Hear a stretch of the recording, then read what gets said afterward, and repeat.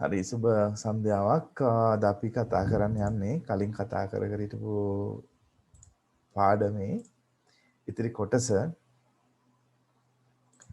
ඒ තමයි ජාතිකවාදය පිළිබඳව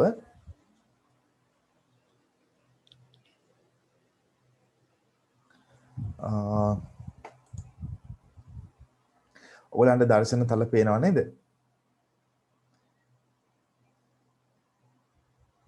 අපි එදා මේ පාඩම පටන් ගත්තා කතා කරන්න ඒක ඒ වචනය සිංහල භාෂාවෙන් ජාතිය කියන පදය හැඳින්වීම සඳහා ඉංග්‍රීසි භාෂාවේ නේෂන් කියන පදයයි පාවිච්චි කරන්නේ. ඒ ලතින් භාෂාවේ නස්සි කියන පදයෙන් තමයි විකාශනය වෙලා තියෙන්නේ. ඉන් අදහස් කරන්නේ ඉපදුනා කියන අදහස. එහෙම නැතිනම් කිසියම් ප්‍රදේශයක ජීවත් වෙනවා කියන අදහස. කිසියම් ප්‍රදේශයක ජීවත් වෙන පිරිසක් ඒගොල්ලන්ට පොදු සංස්කෘතියක් තියෙනවා නම්, පොදු ඉතිහාසයක් තියෙනවා නම්, පොදු භාෂාවක්, පොදු ආගමක් තියෙනවා නම් කාල යාමේදී ඔවුන් සැලකීමට ලක් වුණා ජාතිය වශයෙන්. එතකොට ඒ තමයි ජාතිය සහ ජාතිකවාදය ආරම්භ වෙච්ච හැටි අපිට කතා කරන්න පුළුවන් වෙන්නේ. ඒ පිළිබඳ අපිට ගන්න පුළුවන් අදහස්. ඊළඟට අපි ගත්තොත් මූලික තේමාවන් ජාතිකවාදය තුළ තියෙන දකින්න ලැබෙන එකක් තමයි ජාතිය. දෙවෙනි එක ඓන්ද්‍රිය ප්‍රජාව කියන එක, organics community, self determination, ස්වයං නිර්ණය අයිතිය, identity politics, අනන්‍යතා දේශපාලනය කියන කරුණ.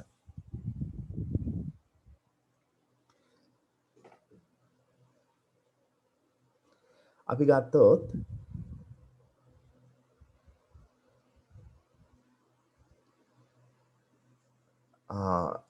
මේ ජාතිය කියන පදය හැඳින්වීම සඳහා විවිධ පද පාවිච්චි කරනවා. හැබැයි ඒව සමහරවිට සංකීර්ණ අර්ථයෙන් පාවිච්චි කරන අවස්ථාවනොත් තියෙනවා. කොහොම වුණත් ජාතිය කියන්නේ සංස්කෘතික ඒකකයක්. ඒ තුල මිනිස් සමුදායක් තිබෙනවා, මිනිස් සමුදායක් සිටිනවා. එම මිනිස් සමුදාය ඔවුන්ට මාවෙනික වෙච්ච වටිනාකම්, අගයන්, සම්ප්‍රදායන්, සිරිත්, විරිත්, භාෂාව, ආගම, වර්ගිකත්වය, ඉතිහාසය, සම්ප්‍රදායන්, පොදු භූමියකට දිගු කලක් හිමිකම් කීම යනාදී මේ කියන කාරණා සියල්ලට අයත් වෙනවා. ඒ සියල්ලෙන් සමන්විත ජන කණ්ඩායමට අපි කියනවා ජාතිය කියලා. එසේ වුණත් ජාතිය කොහොමද හැදුනේ? ජාතිය කුමන ආකාරයෙන්ද සමන්විත වෙන්නේ කියන එක පිළිබඳව පොදු හා නිශ්චිත අර්ථයක් දෙන්න අමාරුයි.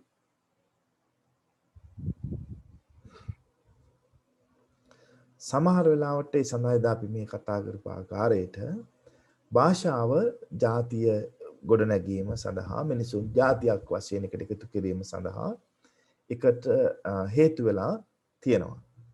මොකද පොදු භාෂාවක් කතා කරනකොට ඔවුන්ට පහසුයි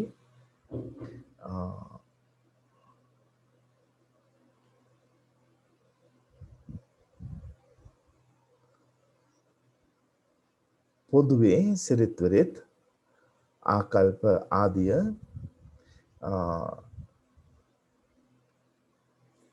හුමාරු කරගන්න. එක භාෂාවක් කතා කරනකොට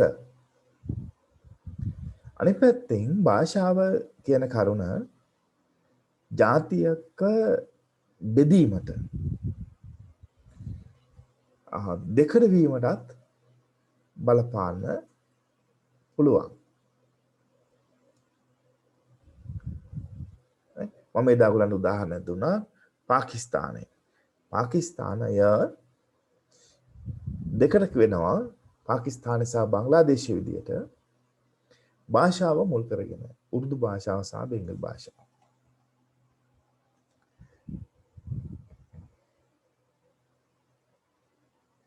ඒ වගේම එදා සඳහන් කළ ආකාරයට ඇමරිකානුවන්, ඕස්ට්‍රේලියානුවන්, නවසීලන්ත වැසියන් සියල්ලම ඉංග්‍රීසි භාෂාව ව්‍යවහාර කළත් ඔවුන් එකම ජාතියක් ලෙස සැලකෙන්නේ නැහැ. එකම ජාතියකට අයත් වන්නේ නැහැ.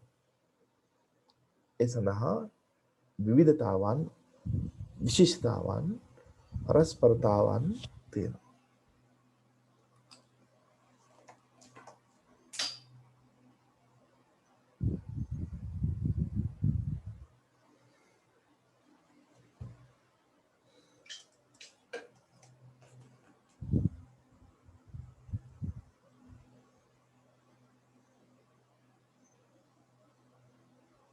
අනිත් පැත්තෙන් ජාතිය ගොඩනගන්න පුළුවන් එක් ජාතික භාෂාවකට වඩා වැඩි භාෂා සංඛ්‍යාවක් තියෙන තත්ත්වයක් තුළ වුණත් උදාහරණයකට අපි කතා කරලේ ස්විට්සර්ලන්තේ. ස්විට්සර්ලන්තේ එක ජාතික භාෂාවකට වඩා තිබෙනවා. නමුත් ස්විට්සර්ලන්ත ජාතිය ගොඩනැගිලා තියෙනවා. ඒ ශක්තිමත් වෙලා තියෙනවා. ළඟට ආගමත් ජාතිය ගොඩනගෙන්න බලපාලා තියෙනවා. මොකද ආගමික සංකල්ප, ආගමික වටිනාකම්, ආගමික ඇවතුම් පැවතුම් මිනිසුන් එකට එකතු කරන්න. ඒකට බැඳ තබන්න හේතු වෙලා තියෙනවා. අනිත් පැත්තෙන් ආගම හේතු වෙන්න පුළුවන් ජාතියක් දෙකට කරන්න. උදාහරණයක් ඉන්දියාව. හින්දු සහ මුස්ලිම් විදියට ආගම මුල් කරගෙන ඔවුන් 1947 දී බෙදී වෙන්නුණා. ඒ වගේම උතුරු අයර්ලන්තය සහ දකුණු අයර්ලන්තය අතර තිබුණු ගැටුම මේවා පෙන්වා දෙන්න පුළුවන් භාෂාව නිසා ජාතියට ප්‍රශ්නයක් ගැටලුවක් ඇති වුණු අවස්ථාවන් විදියට.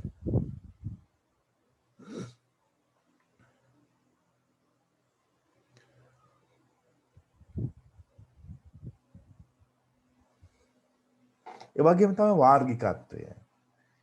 වාර්ගික අනන්‍යතාවත් බලපාන්න පුළුවන් ජාතිය ගොඩනගින්න වගේම ජාතියේ බෙදීම් වලටත් එය බලපාන්න පුළුවන්. විනාඩියක් ඉන්න.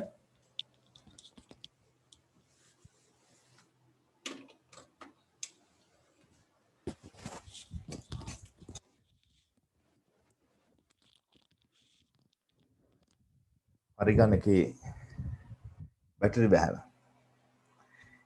එතකොට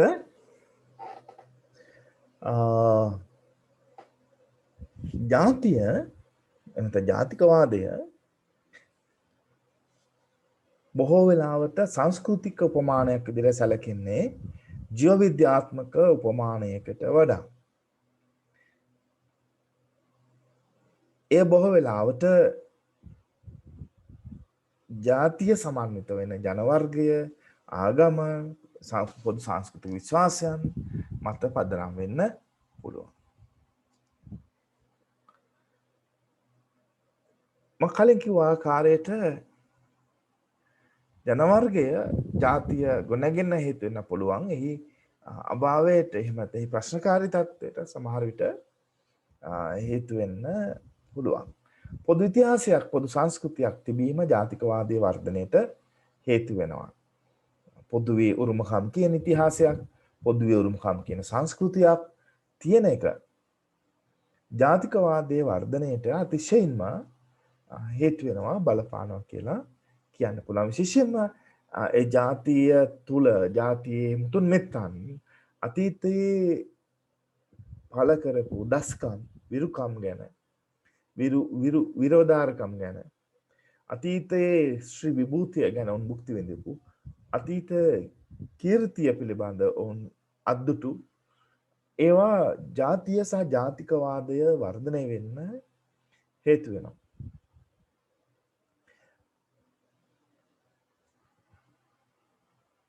යුද ජයග්‍රහණ ගැන, අතීත විරුවන් ගැන, නිදහස් සටන ගැන, නිදහස් සටනේ වීරයන් ගැන ඌ මතකයන් ඒ සඳහා බලපාන.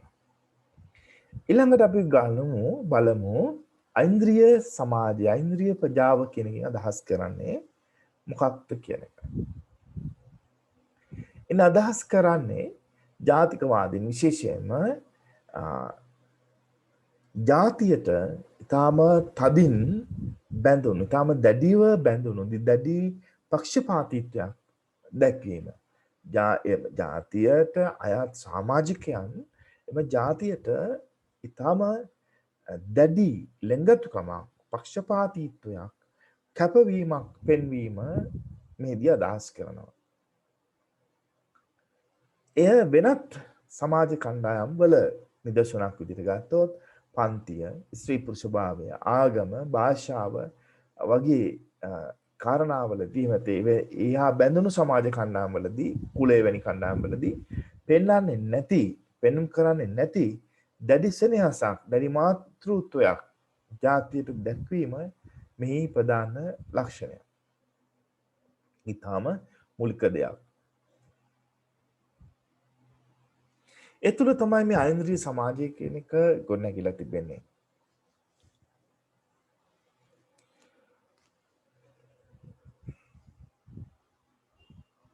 ඒක ඇත්තරම මානසික බැඳීමක්, emotional attachment, මානසික අනුරාගික බැඳීමක්. ජාතියට එහි සමාජිකයන්, ඒ ජාතිර පුරවැසියන් දක්වන අනුරාගික බැඳීම.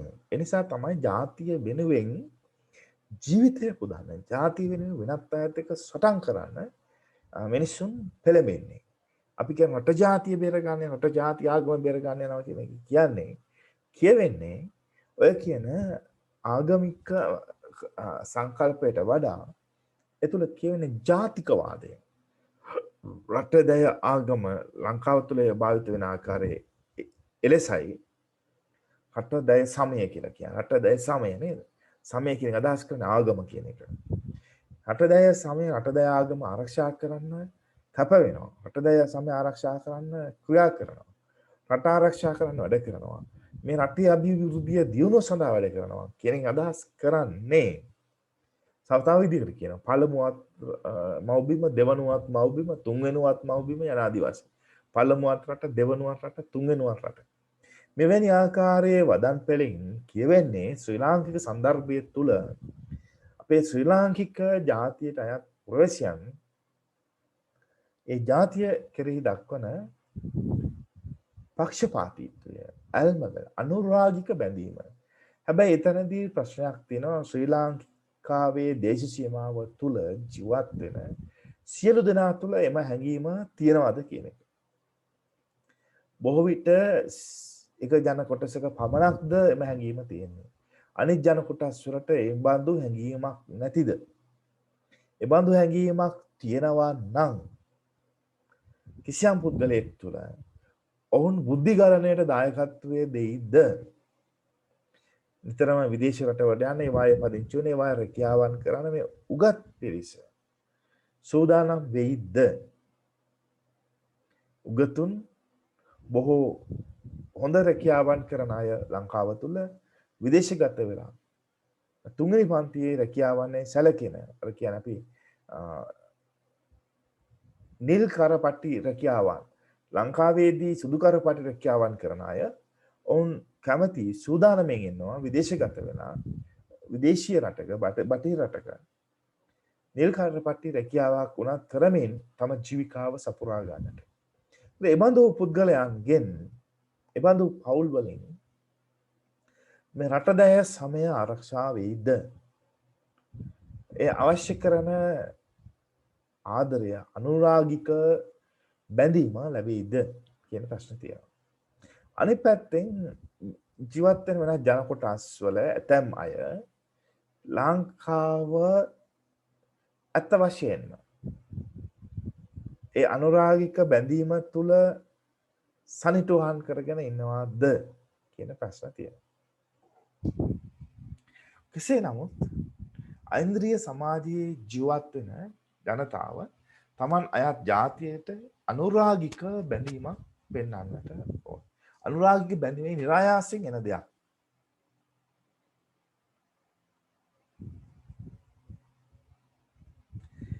මේ පිළිබඳ විවිධ විද්වතුන් අදහස් පළ කර තිබෙනවා. විශේෂයෙන් ඇන්තනි ස්මිත් කියන විද්‍යාඥයා පෙන්වලා දෙනවා.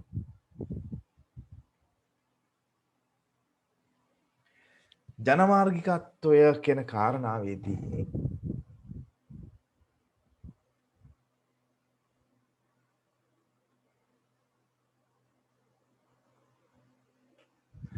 ඒ ජනමාර්ගිකත්වය කියලා කියන්නේ එත්නිස් කියලා කියන්නේ పూర్ව ජාතිකවාදය බිහි වෙන්න పూర్වයෙන් සහ නූතන ජාතිකවාදය අතර ජාතිකවාදය අතර තියෙන ඒ බැඳීමට උන් කියනවා එත්නිස් කියන පදය ජනවර්ග කියන පදය පාවිච්චි කරනවා. හැබැයි මේ ජනවර්ගය සහ ජාති අතර පොඩි වෙනසක් තමයි දකින්න ලැබෙන්නේ. එහෙම වුණත් ජනවර්ගය කියන්නේ ජාතිය නෙමෙයි. ජනවර්ගය කියන්නේ ජනවර්ගය පිළිබඳව හැඟීම ජාතිකවාදය නෙමෙයි.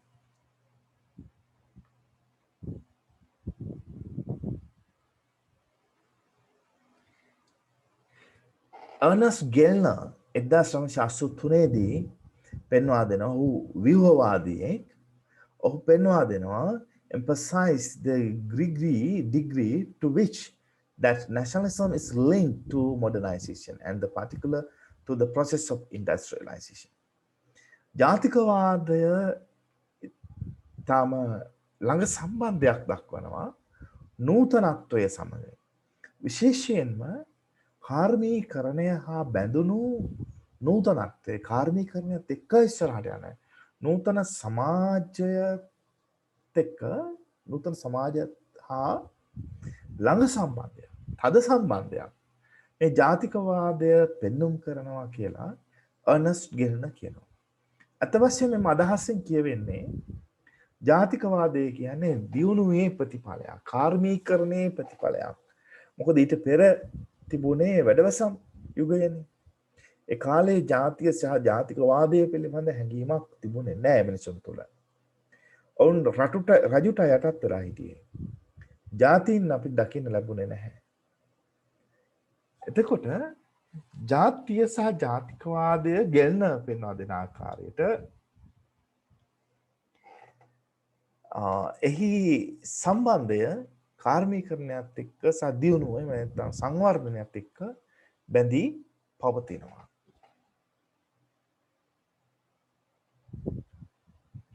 ඔහු කියනවා pre-modern or agro-literate societies were structured by network of feudal bonds and loyalties. ඒ නූතනත්වයට පෙර ජාතිකවාදය බිහි වෙන්න පෙර ජාතිය බිහි වෙන්නට පෙර පැවති සමාජයන් කෘෂිකාර්මික සමාජයන් ඒවා ප්‍රීමෝඩර්න් పూర్ව නූතන සමාජයන් එම සමාජයන් ගොඩනැගිලා තිබුණේ වැඩවසම් සම්බන්ධතාවන් මත ස්වාමියා සහ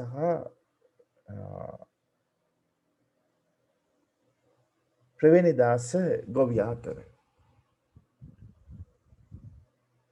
කාර්මීකරණය කාර්මික සමාජ චල්ලිතාව සහ සමාජ තරංගය සමාජය තුළ ප්‍රවර්ධනය කළා. ඒ ප්‍රතිඵලයක් විදිහට නව සංස්කෘතික මානයන් සංස්කෘතික දිශාවන් නව සංස්කෘතික ඇවතුම් පැවතුම් ගොඩනැගෙන අතර ඒවා ජාතිකවාදයේ නිර්මාණයට බිහිවීමට හේතු වුණා. තව විද්වතෙක් තමයි බෙනඩික් ඇන්ඩර්සන්.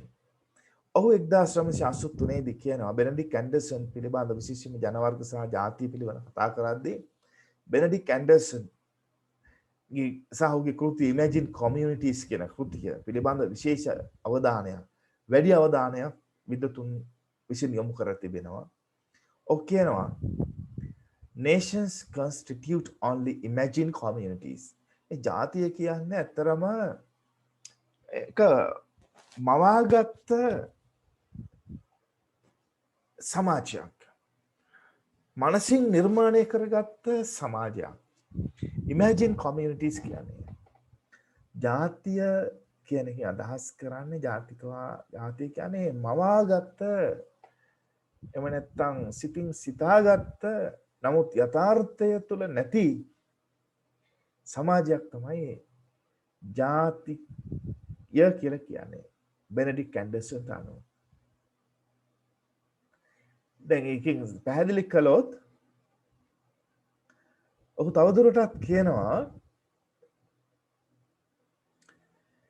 මුහුණට මුහුණ මේ අය සම්බන්ධ වෙන්නේ නැහැ. මුහුණ සම්බන්ධතාවක් නැහැ. දැකලා නැහැ. කොහොම අඳුරන්නේ. නමුත් ඔවුන් හිතනවා ඔවුන් සියලු දෙනා එක ජාතියකට අයත් කියලා. විශේෂයෙන්ම නූතන යුගය තුල මේ බෙනඩික්ට් ඇන්ඩර්සන් කියන ආකාරයේ ජාතිය පිළිබඳ ලක්ෂණ දකින්න පුළුවන්. නේද? දැන් ඔය සමහර ලංකාවේ අය හිතාගෙන ඉන්නවානේ අපේ ජාතිය මෙහෙමයි, අපේ ජාතිය උදාරයි, අපේ ජාතිය බොරු කියන්නේ, අපේ ජාතිය සොරකම් කරන්නේ, අපේ ජාතිය අය අල්ලස් ගන්නෑ, අපේ ජාතිය අල්ලස් දෙන්නේ නැහැ, අපේ ජාතිය අය ලිංගික ප්‍රචණ්ඩත්වය කරන්නේ නැහැ, අපේ ජාතිය අය ලිංගික අල්ලස් ගන්නෙ නැහැ, අපේ ජාතිය අය දූෂණය ස්ත්‍රී දූෂණය ආදී දේවල් ප්‍රතික්ෂේප කරනවා, අපරාධ ප්‍රතික්ෂේප කරනවා. අපි ජාතික ව්‍යසනයකදී නැගී සිටිනවා, පෙනී සිටිනවා, ක්‍රියාකාරී වෙනවා. අපි ජීවිත පරදුවට තබා ඒ වෙනුවෙන් වැඩ කරනවා. ඒ වගේම සහෝදරත්ව බැඳීමකින්, ආත්මීය බැඳීමකින් අපි බැඳී ඉන්නවා. ආදී වශයෙන් යම් යම් නිර්ණායක යම් සිතා ගැනීම ඇත්තටම උපකල්පන තමන් විසින්ම සිතාගෙන ඒවා තමන් තුළම පළපදියම් කරගෙන ඔවුන් හිතනවා අපේ ජාතිය මම X වයිද කියලා කියන්නේ නැහැ. අපි හිතමු X කියලා. X කියන ජාතිය මේ වගේ එකක්. Y කියන ජාතිය මේ වගේ කියලා Y වල ඉන්න අය හිතනවා. S කියන අය හිතනවා මේමයි කියලා. Y හිතනවා අපි තමයි බුද්ධිමත්ම, අපි තමයි ලෝකේ නැනවත්ම, අපිට තමයි ලෝකේ නව නිෂ්පාදනය කරන්න පුළුවන්, අපි තමයි අනිත් අයට වඩා උසස්, අපේ ඇඟේ දුවන්නේ ආර්යලේ එහෙම කියලා ඒගොල්ලෝ හිතනවා. එහෙම හිතාගෙන ඉන්නවා. විශේෂයෙන්ම වර්තමාන ගෝලීකරණ ක්‍රියාවලියත් එක්ක මිනිස්සුන්ට හම්බ වෙනවා. විශේෂයෙන්ම තුන්වන ලෝකයේ රටවල ජනතාවට ලැබෙන අවස්ථාව විදේශගත වෙලා තම සේවාවන් කරන්න. සමහර විට උන්ට අවස්ථාව ලැබෙනවා විදේශගත වෙලා දිගු කල සේවාවන් කරන්න. සමහර අයට අවස්ථාව ලැබෙනවා විදේශගත වෙලා එහිම පදිංචි වෙන්න. එතකොට නිදසුනක් හිතන්න. අපේ ලංකාවෙන් ගිහිල්ලා ඇමරිකා එක්සත් ජනපදයේ පදිංචි වූ පවුලක්. ඒගොල්ලෝ සිංහල වෙන්න පුළුවන්, මුස්ලිම් වෙන්න පුළුවන්, දෙමළ වෙන්න පුළුවන්. ලංකාවෙන් ගිහිල්ලා ඇමරිකා එක්සත් ජනපදයේ පදිංචි වූ පවුලක් කියලා හිතන්න. તો මේ අය මොකද කරන්නේ? මේ අය දැන් ඉන්නේ ලංකාවෙන් බොහෝ ඈත. ඔවුන් එහි ස්ථිර සාර ලෙස පදිංචි වෙලා. හැබැයි ඔවුන් මොකද කරන්නේ? ඔවුන් සිංහල නම් තමන්ගේ දරුවන්ට සිංහල උගන්වනවා ගෙදරදී. ඔවුන් දෙමළ නම් තමන්ගේ දරුවන්ට දෙමළ උගන්වනවා ගෙදරදී. ඔවුන් ඉස්ලාම් නම් තමන්ගේ දරුවන්ට දෙමළ සහ අරාබි එවැගේම ඉස්ලාම් ආගම උගන්වනවා ගෙදරදී. දෙමළ නම් හින්දු දහම උගන්වනවා ගෙදරදී. බෞද්ධ නම් බුදු දහම උගන්වනවා ගෙදරදී. බෞද්ධ සංස්කෘතියේ සිංහල සංස්කෘතිය පැවතුම් උත්සව අවස්ථාවන් වල කැවුම් හදනවා. සිංහල අවුරුදු සමරනවා. වෙසක් සමරනවා. පොසොන් සමරනවා. හින්දු අය නම් දීපවාලී සමරනවා. මුස්ලිම් අය නම් නෝම්බි සමරනවා. නෝම්බි කල්ගත කරනවා. නෝම්බි ප්‍රැක්ටිස් කරනවා. කොයිද මේ ඇමරිකා එක්සත් ජනපද ලංකාවෙන් ගව් ගානක් ඈතට ගිහින්. දැන් ඒගොල්ලන් ඒ සමාජයේ මිනිස්සු සිංහල කතා කරන්නේ නැහැ. ඒගොල්ලෝ බුදුදහම අදහන්නේ බහුතරය බුදුදහම අදහන්නේ එහෙම අදහන පිරිසක් ඉන්නවා. දැන් ඒක වැඩි වෙමින් තියෙන එක වෙනම එකක්. නමුත් ඔවුන්ගේ ආගම ඔවුන්ගේ භාෂාව කතා කරන ඔවුන්ගේ ඇවතුම් පැවතුම් තියෙනවා. ඔවුන්ගේ සිතන පතන විදියක් තියෙනවා. ඔවුන්ගේ සිරිත් විරිත් තියෙනවා. ඔවුන් හින්දු දාම බහුතරය ඔවුන් බහුතර හින්දු දාම අදහන්නේ. ඔවුන් බහුතරය දෙමළ භාෂාව කතා කරන්නේ. ඔවුන් කතා කරන්නේ ඉංග්‍රීසි හෝ වෙනත් භාෂාවක්. නමුත් අපින් සංක්‍රමණය වෙන අය ඒ රටවල් වලට ගිහිල්ලා ස්ථිර සාර ලෙස පදිංචි වුණාට පස්සෙත් අපගේ සංස්කෘතික හැදියාවන් එක ජීවත් වෙන්න උත්සාහ කරනවා. විතරක් නෙමෙයි සිය දරුවන්ට සංස්කෘතික දායාදයන් පවරන්න උත්සාහ කරනවා. හාමුදුරන් වහන්සේලා වඩම්මල බණ කියනවා. සිංහල ගායක ගායිකාවන් අර මොනවාද ක්ලාසිකල් මියුසික් සම්භාව්‍ය සංගීත අඥයන් යයි සම්මත ජන සංගීතඥයන් සමල්ලනින් වගේ අය එකගෙන ගිහිල්ලා රෝහණ බැද්දගේ මැතිතුමා වගේ එකගෙන ගිහිල්ලා සංගීත සංදර්ශන සම්භාව්‍ය සංගීතයට උන් කන් දෙනවා.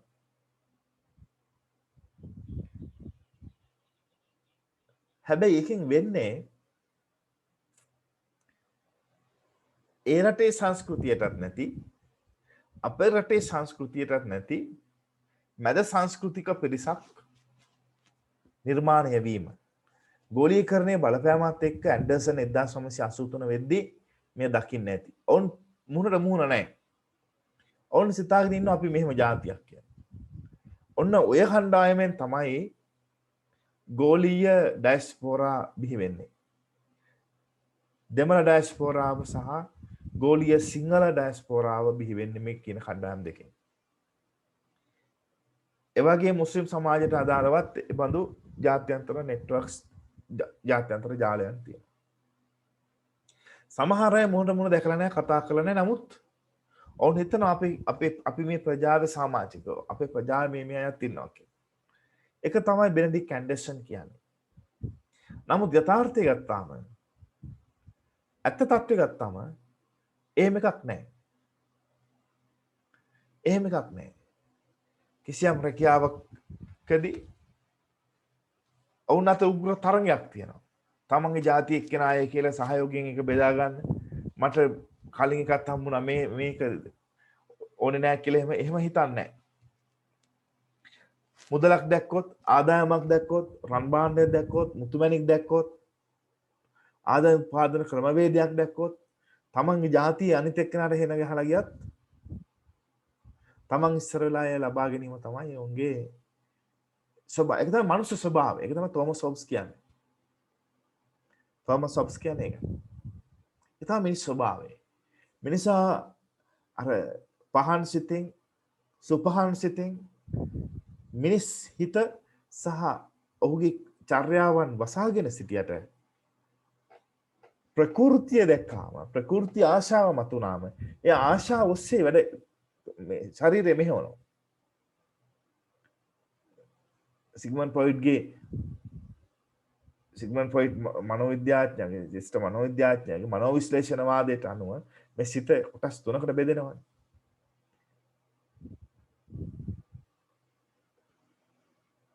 ඉගෝ සහ සුපර් ඉගෝ කියලා. නේද? දල සිත, උඩු සිත, සුපහන් සිත ඔය ආදි වශයෙන් කියනවා. එතකොට අර අපේ ප්‍රകൃති හැංගිලා තියෙන ආශාවන් හැංගිලා තියෙන අපි ඒවත් දන්නේ නැති අපේ යම් සිතුවිලි ඒවා ඇතැම් විට හොඳ ඒවා සමහර විට ඊටාම භයානක ඊටාම නිර්ලජ්ජිත ඒවා සමහර ඒවා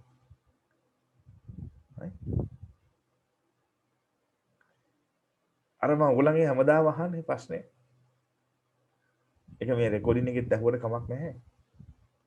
අපිට රස කෑම ටිකක් කෑම මේසයක් දැක්කොත් මොකද වෙන්නේ? ස්වභාවයෙන් નિરાයාසයෙන් අපේ මුඛය තුල කේතගන්ති ක්‍රියාත්මක වෙලා මුඛයට කේතය උනනවා. කෑම දැක්කා. කෑම ගැන මතක් කරනකොට කේතය එනවා. කට සූදානම් වෙනවා කෑම කන්න.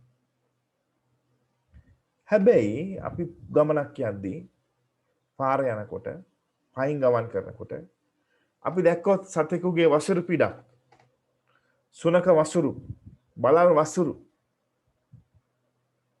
මොකද වෙන්නේ? අර විදිහටම අපි කේතයට කටට කේත එනවා. කෙල එනවා. ඇයි ඒ? ඇයි? ඇයි ඒ? මොනවාට විසඳන්න ප්‍රශ්නයක් තියෙනවා. කවුරු හරි කැමති නම් රිසර්ච් එකක් කරන්න පුළුවන්. හැබැයි ඔයගොල්ලන්ගේ මට්ටමේදී ඔකට උත්තර හොයන්න අමාරු වෙයි. ගැඹුරින් හිතන්න ඕන, ගැඹුරින් පරීක්ෂණ කරන්න ඕන ප්‍රශ්නයක්. අර ප්‍රකෘති ස්වභාවය අපේ ඇතුලේ තියෙන ඒක එළියට එනවා.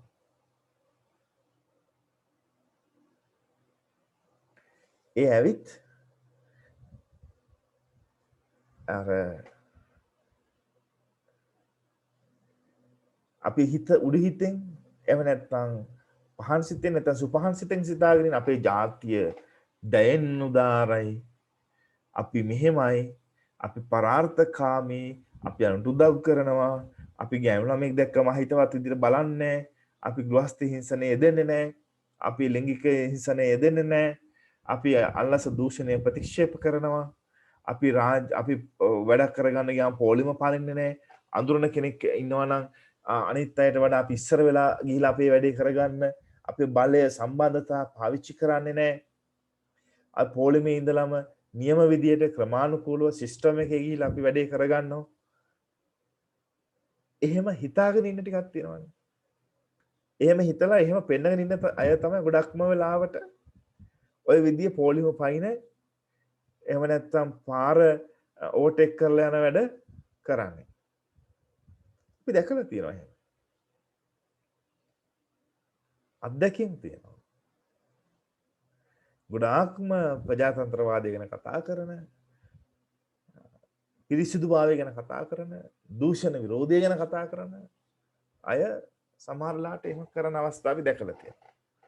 යහපාලනය ගැන, යහපාලනය ගැන මම කියන ආණ්ඩුව ගැන නෙමෙයි, යහපාලන සංකල්පය සහි භාවිතය පිළිබඳ වැඩියෙන්ම කතා කරන, වැඩියෙන්ම භාවිත කරන අය තමන්ගේ කාරණාවේදී තමන්ගේ ප්‍රශ්නයක් වුණාම, තමන්ගේ පවුලේ දෙයක් කරගන්න වුණාම, නැත්තම් දුවදරුවා කුමක් හෝ ආයතනයකට දාගන්න වුණාම, උන්ට රස්සාවක් අරගෙන දෙන්න වුණාම, තමන් ඉඩම මොකද හරි කරගන්න වුණාම, තමන්ට ආර්ථික වාසියක් අත් කරගන්න වුණාම අර සියලු සදාචාර බැඳීම් උල්ලංඝනය කරන අවස්ථා අපි අපේ සමාජය තුළ දැකලා තියෙනවා. ඒ නිසා මේ බෙනඩික් ඇන්ඩර්සන් කියන කතාවේ imagine communities කියන ඒ කෘතියේ පෙන්වා දෙන අදහස තුල යම් යථාර්ථයක් ගැබ් වෙලා තියෙනවා කියලා අපිට හිතන්න පුළුවන්. එයානෝ පෙන්වා දෙන ආකාරයට ජාතිය තියෙනවා නම් ඒක ඇත්තටම කෘතිම දෙයක්. කෘතිමව සිතින් මවාගත්ත සිතේ තියෙන යථාර්ථය තුල නැති දෙයක්. ඒක අපේ අධ්‍යාපනයෙන්, අපේ මාධ්‍ය තුලින්, ඒ වගේම සමාජාන යෝජනය තුලින් අපිට ලැබුණු අපිට කාවැද්දුණු දෙයක් අපි ඒක හිතාගෙන ඉන්නවා. ඒක ඇත්තටම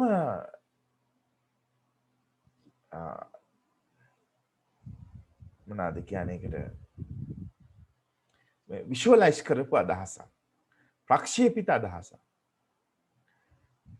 ඒක ඇත්ත නෙමෙයි. දැන් අපි විද්‍යයකට ලස්සන දියැලක් සහිත ප්‍රක්ෂේපණයක් යොමු කරොත් අපිට ලස්සනට පේනවා දියැලෙන් කඳු අතරින්, ගස් වැල් අතරින් ලස්සනට වතුර ගලාගෙන එනවා. හැබැයි ඇත්තට මෙතන තියෙන දියැලක් නෙමෙයි. දියැලක් අපි ප්‍රක්ෂේපණය කරලා තියෙනවා. එතන තියෙන ඇත්ත වශයෙන්ම බිත්තිය. ඒ වගේ තමයි ජාතිය නෑ. ඒක කෘත්‍රිමව හිතාගෙන ඉනවා දියැලක් වගේ.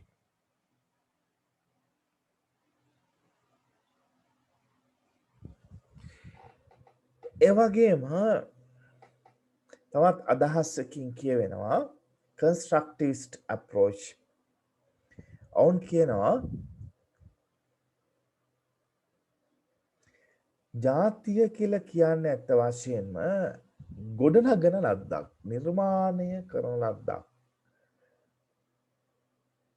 කුමක් සඳහාද බලවන්ත කණ්ඩායම් තවත් බලවන්තකරණය කිරීම සඳහා දෘෂ්ටිවාදාත්මක ලෙස ගොඩනගන ලද්දක් තමයි ජාතිය කියලා කියන්නේ. දෘෂ්ටිවාදාත්මකව ගොඩනගපු එකක්. කවුරුන් විසින්ද බලවත් කණ්ඩායම් විසින් බලවන්තකරණය සඳහා. එරික් හොබ්ස්බෑම් 1983 දී පෙන්වන්න දෙනවා.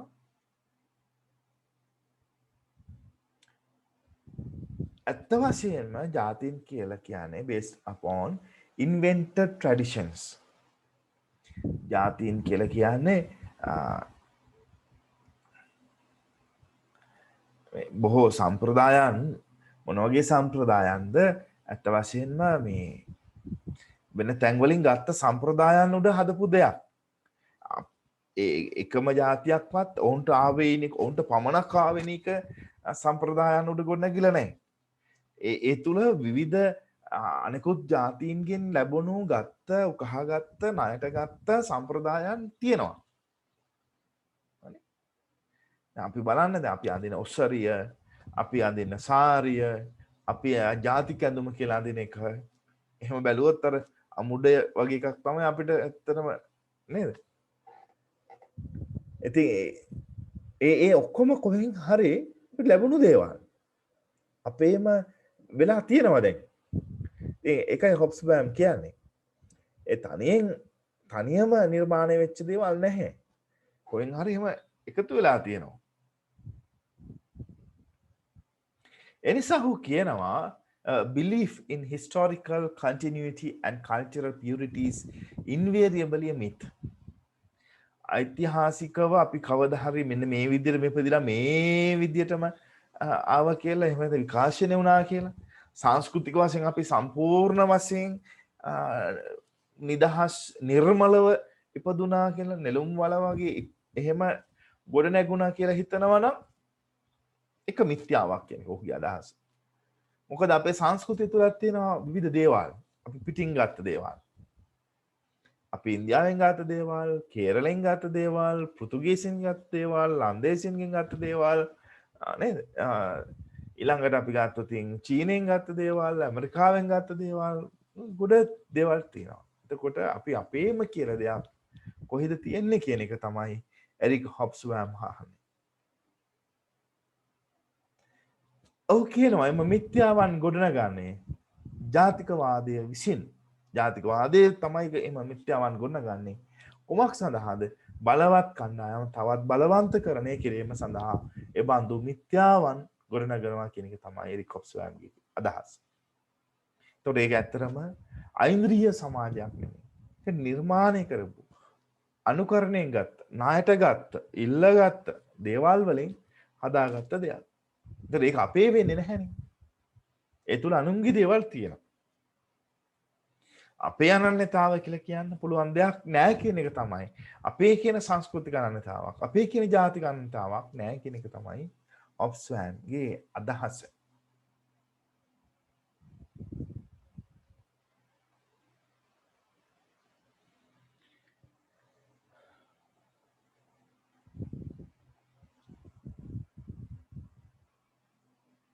ඊළඟට අපි බලමු ස්වනිර්ණය අයිතිය ඊළඟ සංකල්පය. ස්වනිර්ණය අයිතිය. ස්වනිර්ණය අයිතිය ඇත්තටම එන්නේ මහජන ස්වාධිපත්‍ය කියන සංකල්පයේ ඇතුලේ සංකල්පය. මහජන ස්වාධිපත්‍යයෙන් තමයි මේ ස්වනිර්ණය අයිතිය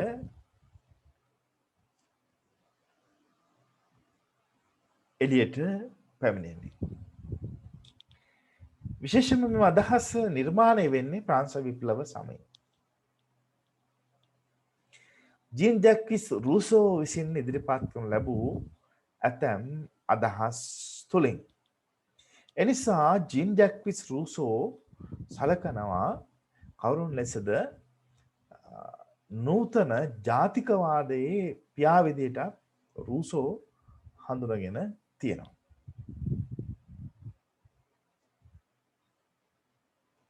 එහෙම වුණත් රූසෝ සම්පූර්ණයෙන්ම ඔහුගේ අදහස් සහ ඔහුගේ ග්‍රන්ථ තුලින් ඔහු අවධානය යොමු කළේ ජාතිය පිළිබඳව කතා කරන්න නෙමෙයි. නමුත් ඒ තුල ජාතිය පිළිබඳ වූ අදහස් ගැබ් වෙලා තිබුණා. හැබැයි රූසෝ එක දෙයක් කළා. ඔහු අවධාරණය කළා මහජන ස්වාධිපත්‍ය පිළිබඳව, මහජනතාවගේ බලය පිළිබඳව, මහජනතාවගේ කැමැත්ත පිළිබඳව, ඒ මත ගොඩනැගෙන පොදු කැමැත්ත, ජෙනරල් විල් කියන පිළිබඳව රූසෝ කතා කළා. ඒ වගේම ඒ තුල තමයි ඕනෑම රාජ්‍යයක ඕනෑම ආණ්ඩුවක පදනම සකස් වෙන්න ඕන කියන එක රූසෝ විශ්වාස කළා, පෙන්වා දුන්නා. ජනතාව තමයි මූලික වෙන්න ඕනේ. ජනතාවත් තමයි ඕනෑම පාලනයක ආණ්ඩුවක පදනම වෙන්න ඕනේ කියන එක රූසෝ පෙන්වා දුන්නා. ස්වාධිපත්‍ය සහිත සමාජයක රාජ්‍යයක පදනම වෙන්න ඕනේ ජනතාව කියන එක තමයි ඔහුගේ මූලික තර්කය උනේ. එම අදහස් ජාතිකවාදයේ වර්ධනයට බලපෑවා. විශේෂයෙන්ම රූසෝගේ පොදු කැමැත්තකින් අදහස් කරන සාමූහික කැමැත්ත. ඒ සාමූහික කැමැත්ත කියන එක අදහස් කරන්නේ එක භූමියක් තුල දිගු කලක් වාසය කරන පොදු සංස්කෘතියක් තියෙන පොදු භාෂාවක් කතා කරන පොදු ආගමක් අදාන පොදු ඇවතුම් පැවතුම් සිරිත්වර තියෙන ජනතාවගේ පොදු කැමැත්ත. සාමූහික කැමැත්ත. ඒ තමයි ඔහු පොදු කැමැත්ත විදිහට හඳුනාගත්තේ. ඒ තමයි ජාතිකවාදයේ විදිහට දකින්නේ. ජාතිකවාදයේ ලෙස හංගින්නේ.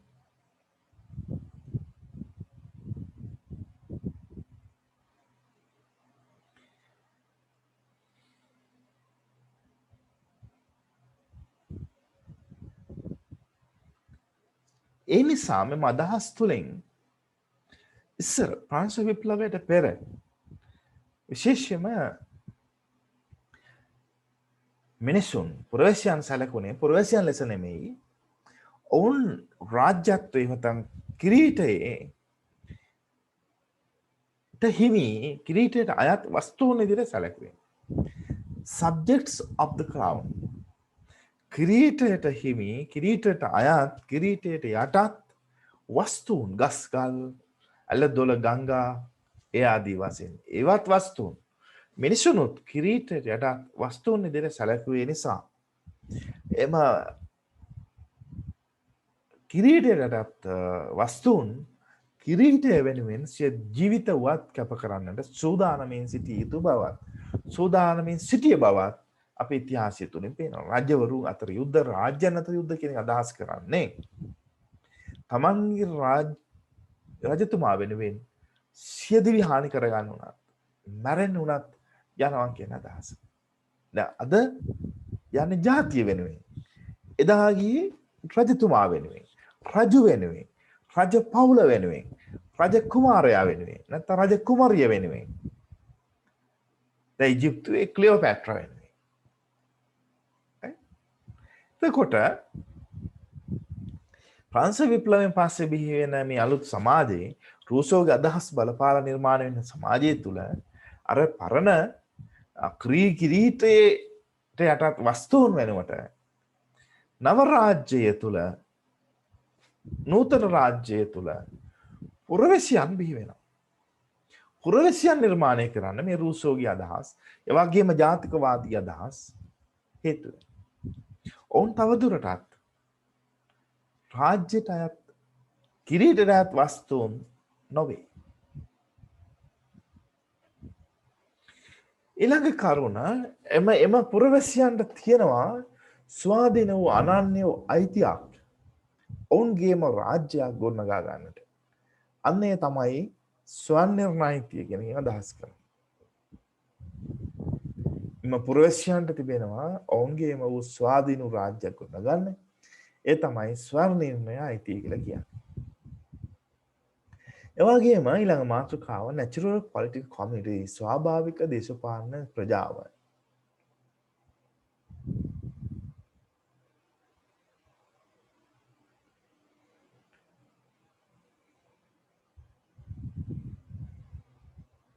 ප්‍රංශ විප්ලවයෙන් පස්සේ ස්වාධීපත්‍ය නිර්මාණය වෙමින් වී වෙන මේ සමාජය ඒ ජනතාවගේ කැමැත්ත මත ජනතාවගේ අර කිව්ව පොදු කැමැත්ත මත නිර්මාණය වෙන නිසා පොදු කැමැත්ත මත පාලනය වෙන නිසා අපි කියන එකට වර්තමානයේදී නම් නේද මැතිවරණ ප්‍රතිඵල කියලා කියන්න පුළුවන්. හැබැයි රූසෝ අදහස් කර එක නෙමෙයි. බහුතර කැමැත්ත නෙමෙයි. සමාජයේ සියල්ලන්ගේ කැමැත්ත. වර්ධවා ගන්න එපා. එනිසා ඒ සමාජය ස්වාභාවික සමාජයක් පමණක් නෙමෙයි ස්වාභාවික දේශපාලන සමාජයක් විදිහට සැලකිල්ලට ලක් කරනවා.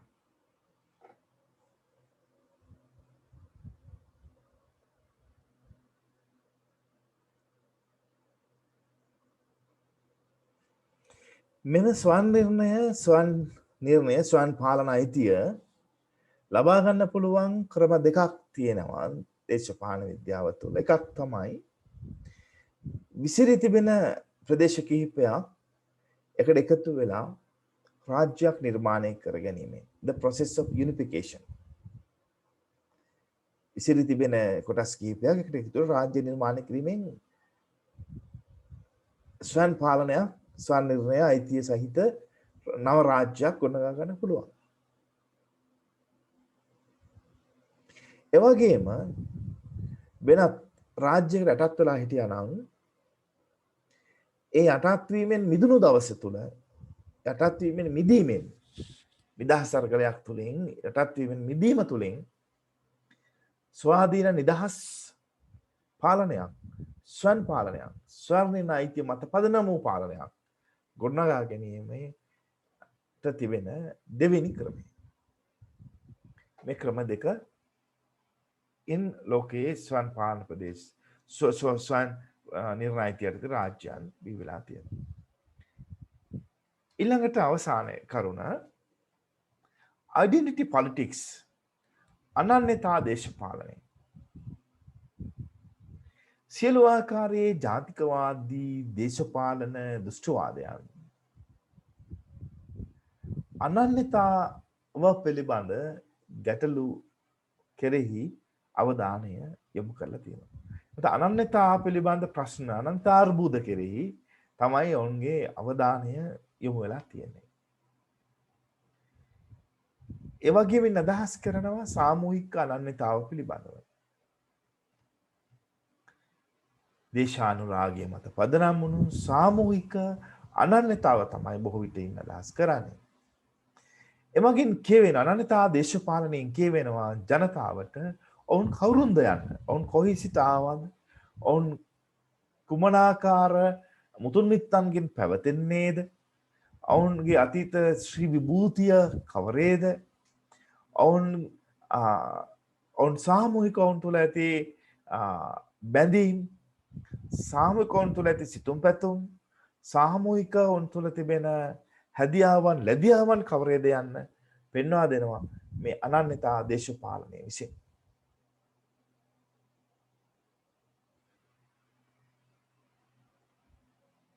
ඔවුන්ගේ අනාගතය පිළිබඳ, ඔවුන් ඉරණම පිළිබඳ, ඔවුන් ආයුධ දිශාව පිළිබඳ, ඔවුන්ගේ සංවර්ධ ඉලක්ක පිළිබඳවත් අනන්‍යතා දේශපාලනය කියවෙනවා.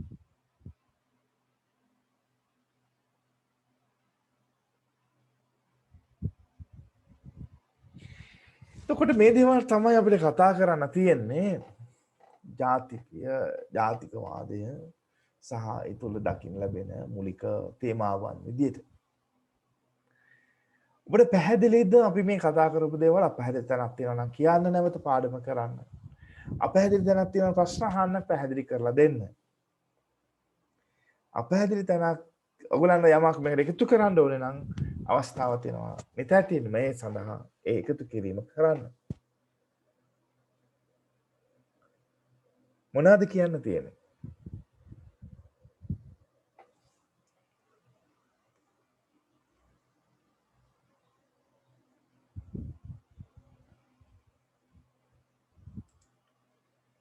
පැහැදිලිද?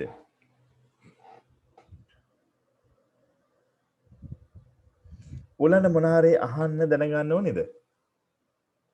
ප්‍රශ්න තියෙනවද චතුර? කාලෙකින් ඔසේ ප්‍රශ්න නැහැ. කිසිම දෙයක් නැද්ද?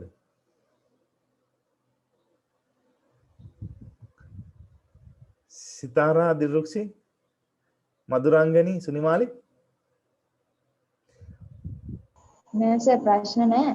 සර් මේ අර YouTube එකට අප්ලෝඩ් කරලා නැති වීඩියෝ ටික අප්ලෝඩ් කරන්න පුළුවන්ද? අප්ලෝඩ් කරපු නැති වීඩියෝස් ටික ඔයගොල්ලෝ බලනවා නම් අප්ලෝඩ් කරන්න පුළුවන්. ඔයගොල්ලන්ට ඒක අවශ්‍ය නම්. සර් ඒක පුළුවන් නම් මේ අප්ලෝඩ් කරන්න. ෂුවර් අපි කරන්න. බලනවා සර්. දිරුක්සි ඒක බලනවා සර්. ඒක ලේසි. මොකද ලේසි? YouTube එකේ බලන එක. අමාරු මොකද්ද? drive එකට ගිහින් download කරන එක. මොකද? නෑ නෑ සර් මේ YouTube නෑ නෑ වීඩියෝ ඔයා එකක් වැදගත් කතාවක් කියන්න මට ඉගෙන ගන්න මම අහන්නේ. ඔයගොල්ලන්ට වඩාත් ලේසි. මොකද එදා පීටර් මණ්ඩලයට ආපු ඔයගොල්ලන්ගේ ශිෂ්‍ය නියෝජිතයොත් ඒ කතාව කිව්වා පුළුවන් නම් වෙන සමාජ මාධ්‍යයක් පාවිච්චි කරන්න කියලා වඩාත් ශිෂ්‍යයන්ට ඇක්සස් තියෙන. ඔව් සර් කියන drive එකට යනවට වඩා මේ YouTube ඩ්‍රයිව් එකේ එකට ගියොත් එක බලන්න ඩ්‍රයිව් ලේසි. එකේ ඉඳගෙන බලන්න බැරිද? මට එච්චර අවබෝධයක් නැහැ ඒ ගැන. ඒක download කරන්න ඕන සර්. ඩ්‍රයිව් එකට ගියොත් ඩවුන්ලෝඩ් කරන්න ඕනේ. ඔව් ඒ කියන්නේ ඒ වීඩියෝ එක බලන්නත් අර load වෙන්න ඕන. ඒකටත් ඉතින් data කැපෙනවනේ. ලෝඩ් වෙන්න ඕනේ. නැත්නම් ඩ්‍රයිව් එකට ගන්න ඕන නේ. මේ ඩවුන්ලෝඩ් කර ගන්න ඕන. ඔව්. ඒකට වැඩිපුර data. ඔව් data කැපෙන ප්‍රමාණය අඩුයි සර් YouTube එකක්. එතකොට LMS හරහා ගියොත් එතකොට ඒ ප්‍රශ්න drive එකට යන්න ඕනේ සර්. ඩ්‍රයිව් එකට යන්න ඕනේ ඒ data කැපෙනවා නේ. ඔව් download කරද්දී ඉතින් data කැපෙනවා. එතකොට YouTube එකට ගියාම data කැපෙනවා අඩුයිද?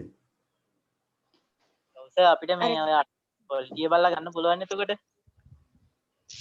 ඒක වෙච්ච අතර මම මේ ඔයගොල්ලෝ කියන්නේ 1080 ඉඳන් තියෙනවනේ පල්ලෙහාට 720 300 480 එහෙම.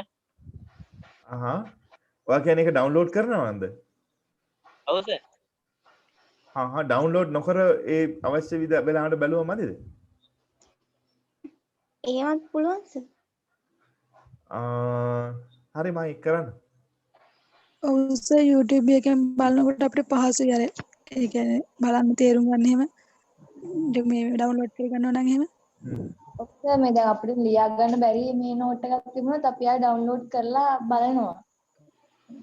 ඔයගොල්ලෝ අපි මේ කතා කරන අතරේ ඔය ලියනවද? ඒ කියන්නේ සමහර දේවල් ලියා ගන්න බැරි වුණොත් සර් මේ දැන් අර YouTube එකේ තියෙන වීඩියෝ ඩවුන්ලෝඩ් කරලා ආය ලියන්න try කරනවා. ඩවුන්ලෝඩ් කරනවා. ඉතින් ඔච්චර කරන්න ඕනේ නැහැනේ. ඔක බැලුවම ඇති නේද? අර ඩවුන්ලෝඩ් කරගත්තාම සර් data කැපෙන්නේ නැහැ නේ ඉතින්. ඉක්මනට ඉතින් ඩවුන්ලෝඩ් ඔයගොල්ලන්ට ලේසිම වැඩක් තියෙනවානේ අපේ පාඩමේ නම්. මම ඇන්ඩ්‍රු හිවුඩ් සර්ගේ පොත ඔයගොල්ලන්ට දීලා තියෙනවා. මේ වීඩියෝ එකත් එක්ක ඒක බලන්න. ඒකේ සියල්ල තියෙනවා. සිංහල භාෂාවට වඩා සරලව ඒ ඉංග්‍රීසි පොතේ තියෙනවා. ඒකින් තමයි මම මේ දේශනා හදලා කරන්නේ. හංගන්න දෙයක් නැහැ නේ. ඒ පොත ඔයගොල්ලන්ට දීලා තියෙනවා. LMS එකටත් දාලා තියෙනවා මගේ මතකයේ හැටියට. ඒක අරගෙන බලන්න. මම අර පිටරට ඉගෙන ගන්නෙද්දී නම් ඒ අපේ පන්තියේ තිබුණ විශේෂ වැඩක්. ඒ තමයි Facebook group එකක් තිබුණා. ඒක closed එකක්. ඒ Facebook එකට ඒකේ වීඩියෝ තිබුණේ ඒ කාලේ. වීඩියෝ නෙමෙයි ඇත්තටම ඔය handouts presentations හොයාගන්න articles ඒවා එහෙම අප්ලෝඩ් කරනවා. ඒක ඕන කෙනෙකුට කරන්න පුළුවන්. කවුරු හරි හොයාගත්තම ඒගොල්ලෝ දානවා. ඒක ඉතින් අර වැදගත්. ඒතර එක්කෙනෙක් හොයාගත්තාම අනිත් අයටත් ඒ රිසෝස් එක යනවා. ආටිකල් එක එහෙම නැත්නම් ඒ PDF එක රිසර්ච් පේපර් එක ප්‍රසන්ටේෂන් එක අපි හැමෝටම ගන්න පුළුවන් ෂණිකව. මොකද Facebook එකේ තියෙන්නේ ලොකු data ප්‍රමාණයක් වැය වෙන්නේ නැහැ. හැබැයි දැන් වීඩියෝ එකේදී ලේසියම ඔයගොල්ලෝ කියන විදිහට YouTube එකට දාන එකනේ. මොකද ඒක අප්ලෝඩ් කරන්න සෑහෙන වෙලාවක් යනවා. data යනවා. ඒක නම් ප්‍රශ්නයක් නෙමෙයි. වෙලාවක් යනවා. එතකොට අපි අර දැන් ඔයගොල්ලෝම දැක්කනේ කලින් දේශනේ ඉවර වෙලා විනාඩි 20ක් විතර ගියා ඒක කන්වර්ට් වෙන Zoom එකට ඒ කන්වර්ට් වෙන්න යන වෙලාව ඉතින් අනිත් පැත්තෙන් අප්ලෝඩ් කරන්න ගියොත් එතන වෙලාවක් යනවා. නමුත් ඔයගොල්ලන්ගේ පහසුව සඳහා අනිවාර්යයෙන්ම කරන්න. එපත් ඕක බොන්න දිලක්ෂි අපිට තේගෙනවද? අයියෝ කවන්නේ දෙන දෙයක් අපිත් එක්ක බෙදා හදා ගන්න නේද කසුන් යතුර දැන්සර්ේ ගෑස් ටික් වැඩි වෙලා ඉන්නේ good අනිත් අයට නැද්ද මේ අහගෙන ඉන්න විතරද? උෂානේ මහේෂිකා තක්ෂිලා ඔව් උෂානේ ඔව් සර් මුකුත්ම නැද්ද ගැටලුවක් ප්‍රශ්නයක්? නෑ සර් මොකද බය වෙලා වගේ? නෑ සර් කවුද මේ උදාර වේ උදාරනේ හෙලෝ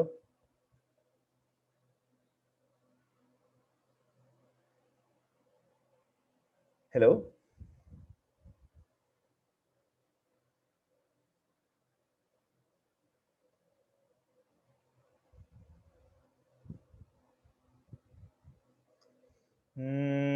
එහෙනම් දරුවෝ මම දාන්න ඒ පරණ ටික ඉක්මනට දාලා මම අපි කොහොමත් රිපෝට් එකක් යවන්න ඕනේ HS ගැන මේ පීටාදී රිසර්ච් ඒත් එක්කම ඒ රිපෝට් එක ඔයගලන්ටත් දෙවන්නම් ඒ ලින්ක් එකත් එක්ක මොකද්ද පාඩම මොකද්ද දවස මොන ලින්ක් එකෙන්ද මේ වීඩියෝ එකට යන්න පුළුවන් කියන එක මම කලිනුත් ඔක විරාජ්ට පොරොන්දුනා එවනවා කියලා තාම ඒක බැරි වුණා ඒක ඉක්මනින් කරන්න.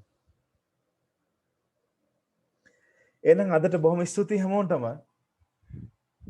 අද නවතිමුනේ. ඕනාදික. thank you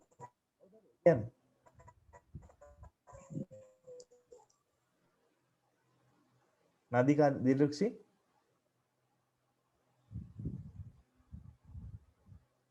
හෙලෝ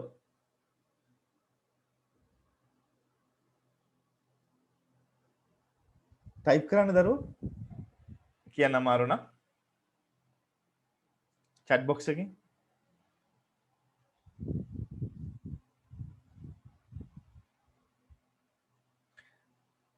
අනිත් එක ඔය තියෙන ප්‍රශ්න ඔය WhatsApp group එකත් පාවිච්චි කරන්න පුළුවන්.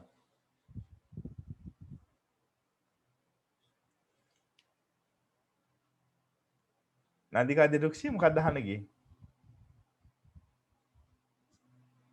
ඔගොල්ලෝ මාර 20 නේ මේ කට්ටිය දැන්ටම යනවා 21ක් හිටිය දැන් ඉන්නේ කීයද 15යි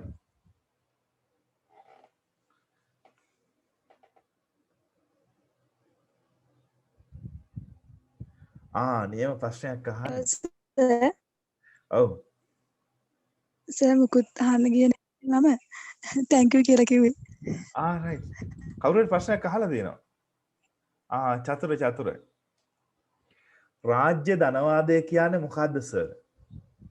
ඊටම හොඳ ප්‍රශ්නයක්. ඒක අදාළ වෙන්නේ සමාජවාදය කියන පාඩමට.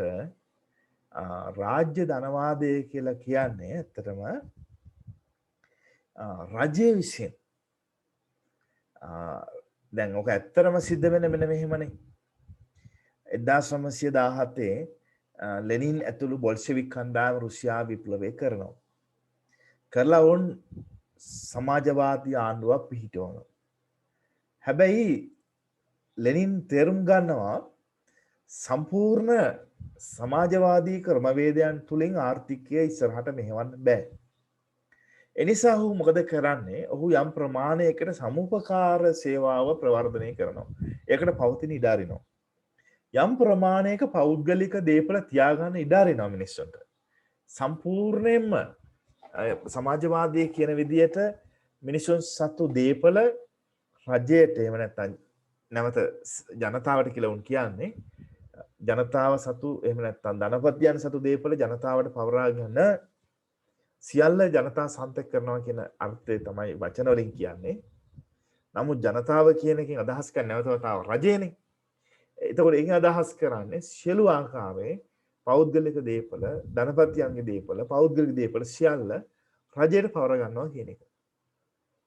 તો ලෙනින්ගේ අභාවයෙන් පස්සේ රුසියාවේ බලයට පත් වෙන ජෝසප් ස්ටාලින් මොකද කරන්නේ? ඔහු අර සමාජවාදී අදහස් ඒ විදිහටම ක්‍රියාත්මක කරනවා.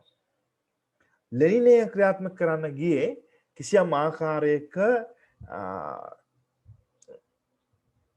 කරන්න පුළුවන් විදියට ඒ පවතින ප්‍රායෝගික තත්ත්වයන්ට ගලපමින් ඒවට හැඩ ගැහිමින් මිනිස්සුන්ට අගතියක් නොවන ආකාරයට. නමුත් ස්ටාලින් කරන්නේ යාමේදී පොතේ තියෙන හැටියටම සම්පූර්ණයෙන් කරන්න උත්සාහ කළා.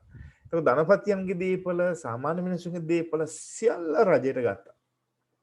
අරගෙන රජය විසින් සමූහ ගොවිපළවල් සහ සමූහ කර්මාන්ත ශාලා නිර්මාණය කළා.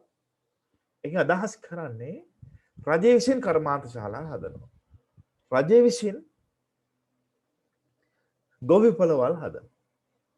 එතකොට මිනිස්සු ඒවායේ වැඩ කරන්නට ඕන. මිනිසුන් තමයි ඔය වැඩ කරන්නේ.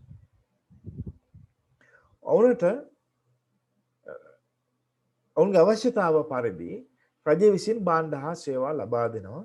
එතකොට සුඛෝපභෝගී භාණ්ඩ ලබා ගැනීමේ හැකියාවක් ඔවුන්ට ඇත්තේ නැහැ.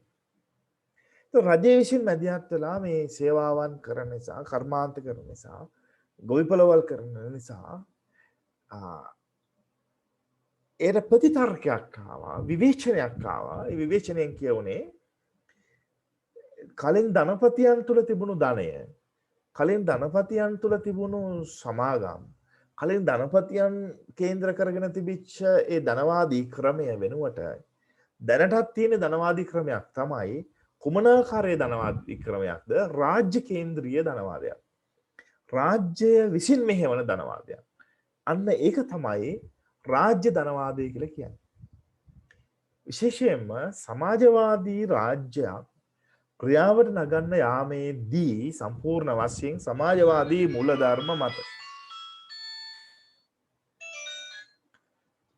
සම්පූර්ණයෙන්ම සමාජවාදී මූලධර්ම මත එබඳු ආකාරයේ රාජ්‍යයක් නිර්මාණය කරන්නට යාමේදී මේ කියන චෝදනාව එල්ල වෙනවා. රජය සහ රජයේ නිලධාරීන් බලවත්, රජය සහ රජයේ නිලධාරීන් පොහොසත් වෙන ක්‍රමයක් නිර්මාණය වීම තුලින් රාජ්‍ය ධනවාදය නිර්මාණය වෙනවා. සමාජවාදය රටවල් වලට ඒ කියන්නේ සමාජවාදී ආකාරයෙන්ම ක්‍රියාත්මක කරන්න උත්සාහ ගනිපු සෝවියට් දේශය, කියුබාව, උතුරු කොරියාවෙන් රාජ්‍යයන්ට එල්ල වෙන ප්‍රබල චෝදනාවක් තමයි මේ සමාජවාදය තුලින් නිර්මාණය වෙන සමාජවාදී, සැබෑ සමාජවාදී සමානාත්මතාව නෙමෙයි රාජ්‍ය ධනවාදයයි නිර්මාණය වෙන්නේ. ඒ තුලින් නිලධාරීවාදය පෝෂත් වෙලා, නිලධාරීන් ඉස්මතු වෙලා, නිලධාරීන් ධනවත් වෙලා, දුප්පතුන් පෙර පරිදිම දුප්පත් භාවයේ ඇලී ගලී වෙසෙනවාය කියන අදහස තමයි කියවෙන්නේ. ඔවුන් බලාපොරොත්තු වෙච්ච ආකාරයට පූර්ණ කොමියුනිස්ට් ක්‍රමයක් බිහි වෙන්නේ නැහැ කියන විවේචනය තුළ තියෙනවා. චතුර පැහැදිලිද? අනිත් අයට පැහැදිලිද ඇතිද?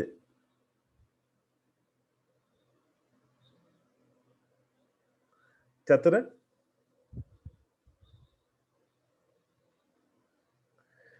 right clear sir thank you කියලා මැසේජ් කරනවා. ඉතින් එහෙනම් ඔයගොල්ලන්ට බොහොම ස්තුතියි. ඔය වගේ ඊටාම හරවත් ගැඹුරු ප්‍රශ්න අහන්න. ලංකාවේ යම් ප්‍රමාණයක් තියෙනවා නේද? ඔව් සේමාලි? මේ ජාතිය සහ ජාතිකත්වය අතර තියෙන වෙනස සරලවම අඳුර ගන්න විදිය. හරි. ජාතිය කියලා කියන්නේ කිසියම් භූමියක දිග කාලයක් එකට පාවා පදිංචි වෙලා වාසය කරන එක ආගමක්, එක භාෂාවක්, එක සංස්කෘතියක්, එක ඇවතුම් පැවතුම්, එක සම්ප්‍රදායන්, පොදු ඉතිහාසයක් තියෙන සාමූහික මිනිස් කණ්ඩායමට. හරි? ඒක තමයි ජාතිය. ජාතිකවාදය කියලා කියන්නේ එම මිනිසුන් තුළ තමන්ගේ ජාතිය පිළිබඳ ඇතිවන හැඟීම. ඒ මිනිස්සු තුළ අපි ගැන ඇතිවෙන හැඟීම තමයි ජාතිකවාදය කියලා කියන්නේ. ඒතොර ජාතිකත්වය ජාතිකවාදය කියන්නේ දෙකම එකක් නේද? ජාතිකත්වය මත තමයි ජාතිකවාදය නිර්මාණය වෙන්නේ. දැන් උදාහරණයක් මට අපේ ජාතිය ගැන ශ්‍රී ලාංකික ජාතිය ගැන ශ්‍රී ලාංකිකයෙක් වීම ගැන ආඩම්බරයක් ඇති වෙලා ඒ ගැන මම සතුටු වෙනවා නම් ආඩම්බර වෙනවා නම් ඒක ජාතිකත්වය. මම ඒ ජාතිකවාදී හැඟීම පදනම් කරගෙන යම් ක්‍රියාවක් කරන්න යනවා නම් අන්න ඒක ජාතිකවාදය. මම උදාහරණයක් හිතමු මම මගේ ත්‍රිවිල් එකේ මම ස්ටිකරයක් ගහගෙන යනවා. මොකද්ද අපේ ජාතිය දැයෙන්න උදාරයි කියලා මම ස්ටිකරයක් ගහනවා මගේ ත්‍රිවිල් එකේ. අන්න එතකොට ජාතිකවාදය. මම විශ්වාස කරන දේ, මම පිළිපදින දේ, මම අදහන දේ තව කෙනෙක්ට මම බලහත්කාරයෙන් ඍජුව වක්‍රව උගන්වන්න යනවා නම්, ඍජුව වක්‍රව ඔවුන් ලවා එක පිළිපද්දවන්න යනවා නම්, ඔවුන්ට සම්ප්‍රේෂණය කරන්න යනවා නම්, ඔවුන්ට කවද්දන්න යනවා නම් ඍජුව වක්‍රව අන්න ඒක ජාතිකවාදය. වාදය වෙන්නේ හැම එකක්ම මේ විදිහටයි. වාදය වෙන්නේ තමන්ට ඒක දන්නවා, තමන් ඇඟට එනවා, තමන්ගේ හිතේ තියෙනවා, තමන්ගේ විශ්වාසය තියෙනවා, තමන්ගේ භාවිතාවන් තුළ තියෙනවා, තමන්ගේ ආචාර ධර්ම පද්ධති තුළ තියෙනවා, තමන් අනුරාගිකවයට බැඳලා ඉන්නවා. අනුරාගිකව බැඳෙනවා. දැන් මට මතකයි මම පාසල් යන කාලේ රෝහණ විජේවීර මහත්තයාගේ මේ පින්තූරේ පර්ස් එකේ දාගෙන හිටපු ශිෂ්‍යයෝ අපේ පන්ති හිටියා. අපි උසස් පෙළ කරන කාලේ. මේක Facebook දැම්මොත් YouTube දැම්මොත් ඒගොල්ලොත් මේක අහයි. එහෙම අයත් සමහර විට වණින්න දන්නෙත් නැහැ. ඒක තමයි ඇත්ත. ඒ කාලේ සමහර පිරිමි ළමයි, ගැහැණු ළමයි තමන්ගේ ඉහෙලියගේ යහළුවගේ පින්තූරය තමන් ළඟ තියෙනකොට මගේ ළඟත් තිබුණ එහෙම එකක් ඒ කාලේ. බොරු කියන්න ඕනේ නැහනේ. එතකොට එහෙම එකක් කියන අදහස් කරන්නේ ඉහෙලියගේ පින්තූරය. හරි? හැබැයි තව සමහර අපේම හිතවත්තු යාළුවෝ හිටියා. ඔවුන් රෝහණ විජේවීර මහත්තයාගේ පින්තූරය තමන්ගේ පර්ස් එකේ දාලා තමන්ගේ ඉහෙලිය කියන ගර්ල්ෆ්‍රෙන්ඩ්ගේ පින්තූරය වගේ රෝහණ විජේවීරගේ පින්තූරය දාගෙන ඉන්න අය හිටියා. එහෙම ඉන්නවා. එයා විදියට රැවුලවනවා, එයා විදියට කන්නාඩි දානවා. මම කියන්නේ එයා කියන එක නෙමෙයි අපි චේ ගුවරා ගන්නකො. චේ ගුවරාගේ ටී-ෂර්ට් අඳිනවා. ඒකනේ අර මේ කුමාර ලියනගේ කවියා කියන්නේ. නූතන පරම්පරාව, ඒ කියන්නේ ඔයගොල්ලන්ගේ පරම්පරාවේ අනුරාගික බැඳීම් දෙකක් තියෙනවා. එකක් චේ, අනිත් එක ඇපල්. දැන් ඔය ප්‍රශ්නයක් ඇති. කුමාර ලියනගේ කියන්නේ ලංකාවේ ඉන්න ඇත්තටම අග්‍රගණ්‍ය කවියෙක්, විචාරකයෙක්, සාහිත්‍යදරයෙක්. ඔහු Facebook එකේ ඉන්න ඔයගොල්ලෝ පුළුවන් නම් එයාව එකතු කරගන්න. මම කොවිඩ් නැති කාලයක එතුමාව ගෙන්න ගන්න උත්සාහ කරමින් හිටියා. නමුත් අපි Zoom ඔස්සේ හොය යම් වැඩසටහනක් ඔහුත් එක්ක සංවිධානය කරගන්න බලමු. ගීත විචාර වගේ වැඩසටහන. ඊටාම සංවේදී කවියෙක්. ඔහු පොතක් ලියන ඔයගොල්ලෝ ඒ කියවලා ඇති සමහර අය. පොතේ නම චේ සහ ඇපල්. ඔහු කියන්නේ නූතන පරම්පරාවේ දරුවන් අනුරාගික බැඳීම් දෙකක් මත ජීවත් වෙනවා. එකක් චේ, අනිත් එක ඇපල්. චේ කියන්නේ හදස් කරන්නේ චේ ගුවෙරා. අධිරාජ්‍යවාදයට විරුද්ධව සටන් කරපු, ධනවාදයට විරුද්ධව සටන් කරපු චේ ගුවෙරා. අලුත් පරම්පරාව චේ ගුවෙරාට බොබ් මාලෙට අනුරාගිකව බැඳිලා ඉන්නවා. ඔහුගේ තොප්පි, ඔහුගේ ටී-ෂර්ට් පළඳිනවා. ඊළඟ අනුරාගික බැඳීම ඊට හාත්පසින්ම වෙනස්. අංශක 180ක් අනිත් පැත්තේ තියෙනවා. ඒ තමයි ඇපල් කියන අදහස් කරන අපි කන ඇපල් නෙමෙයි. ඇපල් බ්‍රෑන්ඩ් එක හැම ඔයගොල්ලන්ගේ වයස හැම කෙනෙක්ගේම සිහිනයක් තියෙනවා. ඇපල් අයිටම් එකක් ළඟට ගන්න. ඇපල් අයිටම් එකක හිමිකාරයෙක් වෙන්න. අපිට ඒ හැඟීම නැහැ. ඔයගොල්ලන්ට තියෙනවා. ඒක තමයි කුමාර ලියනගේ කියන්නේ. ඉතින් එහෙම අනුරාගික බැඳීම් තියෙනවා යම් දේශපාලන දෘෂ්ටිවාද තුළ. ඒ නිසානේ ෆැසිස්ට්වාදී හිට්ලර්, නාසිවාදී හිට්ලර් කියනකොට එයාට තනින් එක කරන්න බෑ. ඒ ජර්මන් හමුදාව විශාල සංඛ්‍යාවක්, ලක්ෂ 60 ගාණක් මිනිස්සු කොමියුනිස්ට් වාදයෙන් යුදෙව්වන් ගෙනල්ලා ඔවුන් මේ ඉතාම සාහසික විදියට ගෑස් කාමරවල දාලා මරලා දැම්මේ. ඔවුන් ඒ අනුරාගිකව ෆැසිස්ට් වාදය විශ්වාස කරා. ඔවුන් හිතුවේ නෑ මීට වඩා වෙනස්, මීට වඩා විකල්ප දෘෂ්ටිවාදයක්, මීට වඩා විකල්ප පැවැත්මක් ලෝකේ තියෙනවා කියලා. අපි මේ කරන දේ හරි කියලා තමයි හිතුවේ. අපි මේ කරන දේ හරි කියලා තමයි හිතුවේ. ඒ නිසානේ LTT සංවිධානයේ උදවිය LTT අය කැබතිගොල්ලාවට ඇවිල්ලා අර නිදි පැදුරේ නිදාගෙන ඉන්න අම්මලා තාත්තලා දරුවෝ සමහර කුසේ ඉන්න අම්මා ආදී වශයෙන් කපලා ඒ දරුවා එළියට අරගෙන ඉදී. ඔවුන් විශ්වාස කරනවා ඔවුන් කරන දේ හරි කියන එක. නමුත් ඔවුන් දන්නේ නැහැ ඊට වඩා පර්යාය, ඊට වඩා විකල්ප දෘෂ්ටිවාද සහ පැවැත්මක්, ඊට වඩා වෙනස් දෙයක් මේ ලෝකෙත් තියෙනවා කියන එක. ජාතිකත්වය කියන්නේ ඒ හැඟීම. ජාතිකවාදය කියන්නේ හැඟීම ක්‍රියාවට නැගීමට යාම. සමාජවාදයත් ඒ වගේ. ෆැසිස්ට්වාදයත් ඒ වගේ. අනධිකාරයවාදීත් ඒ වගේ. පරිසරවාදයත් ඒ වගේ. දැන් උදාහරණ මම පරිසරවාදීෙක් විදියට මම පරිසරයට ආදරය කරනවා, මං සතු ගස් කොළන් මම රැකගෙන ඉන්නවා කියලා හිතන්නකෝ. ඇත්තටම මට එහෙම මම දැන් එහෙම කරනවා. මට පුංචි ඉඩමක් තියෙන එකේ මං ගස් වවලා ඒක පරිසම් කරගෙන ඉන්න මිනිස්සුන්ගේ. ඉතින් ඒ හැබැයි මගේ පෞද්ගලික දේ. හැබැයි මම පුංචි සංවිධානයක් හැදුවොත් පරිසරය ආරක්ෂා කරන්න, අන්න මම පරිසරවාදී වශයෙන් ක්‍රියාත්මක වෙනවා.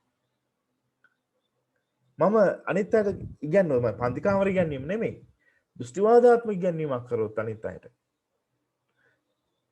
මොකද මම හැමදේම උගන්වන්න ඕන ඔයගොල්ලන්ට. දෘෂ්ටිවාද මම එකකටවත් බැඳිලා නැහැ. එතකොට එහෙම නැතුව ඉන් එහාට ගිහිලා ඉගැන්වුවා. අන්න එතකොට මම පරිසරවාදී දෘෂ්ටිවාදයේ වපුරන්න අනිත් අයට කාවද්දන්න ක්‍රියා කරපු කෙනෙක් වෙනවා. සේමාලි පැහැදිලිද? ඔව් පැහැදිලි සර්. thank you sir. බොහොම ස්තුතියි. එහෙම ප්‍රශ්න අහන්න ඕන. මම හරියට කැමතියි. ඔයගොල්ලන්ගේ පන්තියේ මම ෆස්ට් එකේ ඉඳලාම කියන්නේ ඒකයි. ඔයගොල්ලන්ගේ ඊටාම දීප්තිමත් කණ්ඩායමක්. ඔයගොල්ලෝ හොඳ තියුණු බුද්ධියක්, තියුණු අසක් මනසක් තියෙන පිරිසක්. ඔයගොල්ලෝ කුමන දේ කරත් හරි තියුණු විදිහට කරනවා. ඒ තියුණු බව තව දියුණු කරගන්න ඕනේ. ඒ සඳහා කියවන්න ඕනේ. අතට අහු වෙන සෑම දෙයක්ම අන්තර්ජාලයේ සිට කඩේ ඉඳලා ගේන පත්තර කොලේ දක්වා අතට අහු වෙන සෑම දෙයක්ම කියවන්න, සෑම තැනකින්ම පරිස්සමට අත්දැකීම එකතු කරගන්න. පරිස්සමට. ඒවට නතු නොවි, ඒවායේ නොගෑවි, මඩේ නොඇටි අර නෙළුම් මලසේ අත්දැකීම් එකතු කරගෙන මඩෙන් උඩට ඇවිල්ලා පිපෙන්න ඕන. එහෙනම් බොහොම ස්තුතියි.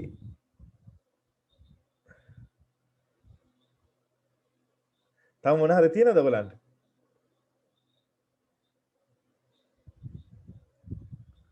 හෙලෝ. අදට අපි නවතිමුද?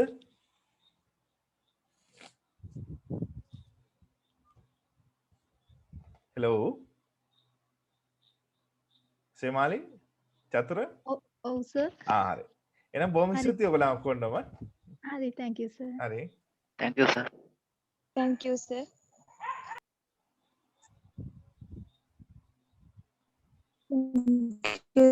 sir. ඔව් දරු. කියන්න නදික දිරුක්ෂි.